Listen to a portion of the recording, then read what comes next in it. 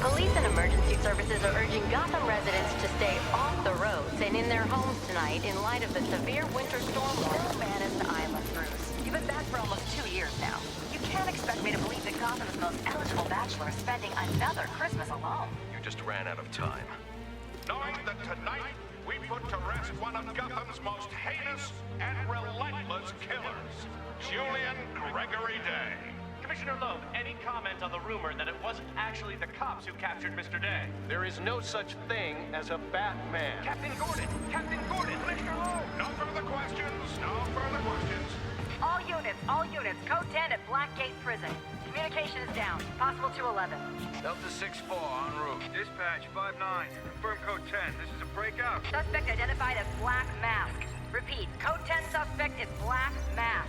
Commissioner Loeb is being held captive. Repeat, Commissioner Loeb is 701.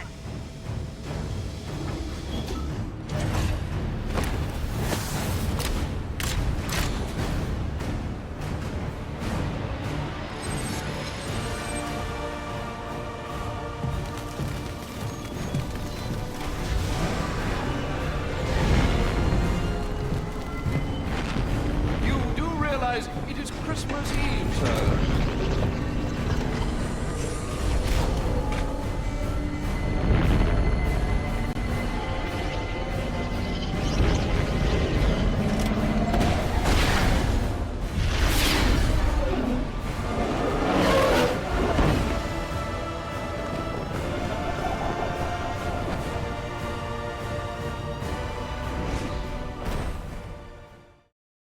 Hello, and welcome to episode 6 of A Pile of Shame, the Backlog Logs, the GOG chapters.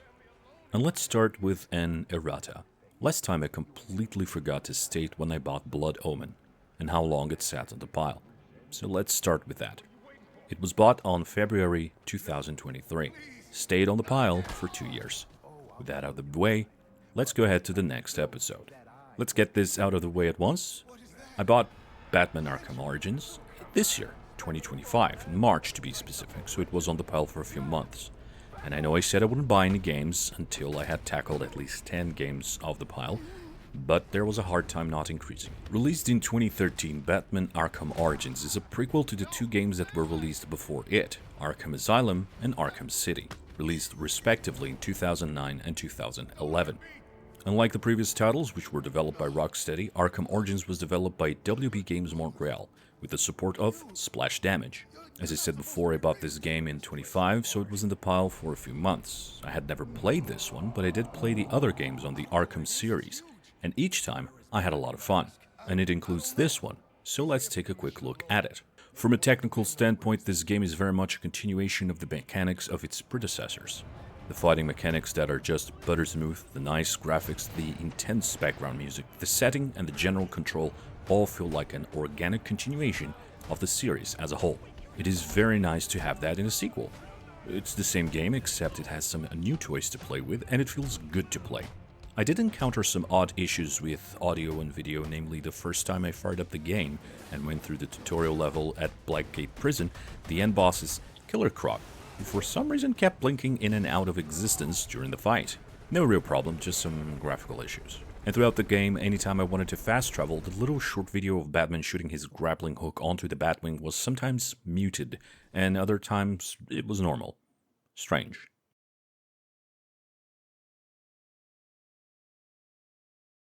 As far as the fun goes, it's another Arkham title and deserves to be called a good game.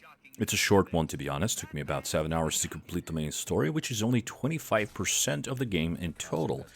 And that is to be expected, since the Arkham games are known for having so much to see and do, you may as well not buy any other games for a long time. That said, I'm not a big fan of all the collectibles and puzzles and challenges in the game, any of the games. I like getting some things done, playing the story, getting better at some things, getting some extra equipment or skill if it looks useful, but other than that, I don't really care much about the completion of the game. I did play it a bit more after the end credits rolled around, but honestly, the completion prizes are just pathetic. Most of the alternative costumes are locked behind Season Pass and DLC, which is just frustrating. I miss the days that playing games was what gave you rewards. Now it's playing live that gets you the money to buy the prizes. So no prizes, just a trip to the shop and getting things that you don't need but look good. I'm digressing. The game has so much to do, it can get a bit overwhelming. Like I said, I did try to do some of the things in it, but after a while of running, jumping, grappling, gliding, and kicking ass, I was bored. So I got back to the main story, finished it, and was glad I did so, because this one, though short, is one with a very good story. The familiar characters are all there, but they are being boldly used as if the world was new and fresh, which leads me to one of my main complaints about the game. The world that we do have. Now, in Arkham Asylum, that takes place inside the Arkham Asylum, the place is trashed and old, because it's an old asylum, and the patients are now running free, doing as they please, and all the set pieces have in-game time to be constructed. The same is true of Arkham City. By the time you start playing the game, the area has been used as a prison for some time, and has become a den of destruction and corruption. It makes sense that the zone is in decay. However, in Arkham Origins, Gotham is a lawless and corrupt city, but it's still a living city, with normal people living inside it. But the set pieces are way too elaborate or in disrepair to be realistic. The game takes place on Christmas Eve, and there is a curfew in effect, so no innocent people are around, because they are either enjoying their night or simply avoiding the dangerous streets full of criminals and corrupt police. It makes sense. However, entering most buildings show that same aspect of decay and destruction that you see in the other games. One exception to that is Blackgate, which is old and grimy, but still organized and intact in the beginning of the game. By the time you get back there, the place has been trashed by the inmates. Take note that the game takes place within the span of one night. So all of the horrible crimes are happening in that one night. So the city should not be in that state. When you enter the courthouse, seen in Arkham City as the place where you rescue Catwoman and fight Two-Face, it makes sense that it is defaced and destroyed, but in this game, in Arkham Origin, Anarchy has had enough time to completely trash the place in a few hours, as if people hadn't been working there that same day, maintaining its cleanliness and organization. One may say that Gotham is just that messy, but I beg to differ. Like any other metropolis, Gotham is big, dirty, and dangerous, but indoors, people tend to try and maintain a modicum of decency, and in some places, it just reaches levels of absurd that make no sense, like the Royal Hotel, where the Joker is just now revealing his identity to the other villains of the game. But the hotel has been trashed in his theme beforehand. Did no one suspect Black Mask was actually the Joker for some time? At a certain point in the game, Batman has to enter the sewers, and the first thing I noticed was the amount of explosives down there, and the odd paint on them. It immediately raised alarms in my head. Why would Black Mask, down-to-earth mobster, paint explosives and use flashy lights on them? Makes no sense. And if I noticed, Batman would have noticed it. And though it is hidden initially, it's still so obvious it hurt my eyes. Though I like the visuals and the set pieces, they are a bit too much for the timeline of the game itself. But that is a small complaint, and didn't detract from the fun of the game. I also could just think that the Joker is that much of a destructive force that he can do so much damage in just a few hours. Overall, this game is a good addition to the canon of the Batman Arkham series, and introduces characters in a way that are novel, and end up connecting well to the other games. Also, the map is very loyal to the Arkham City one, because I would often smirk and say, oh, I remember that building, I know where I am.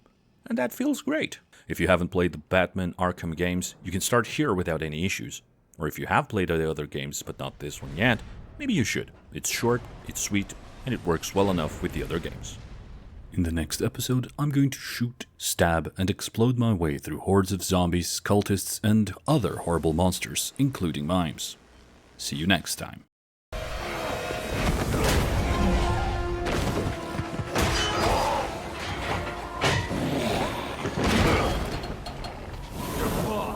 Where's he going? The boss of me is me. You want teeth? I want answers. Wait till Black Mask's assassins get through with you. What assassin? Whoever wins is gonna be famous and rich. At least we know he won't be ugly.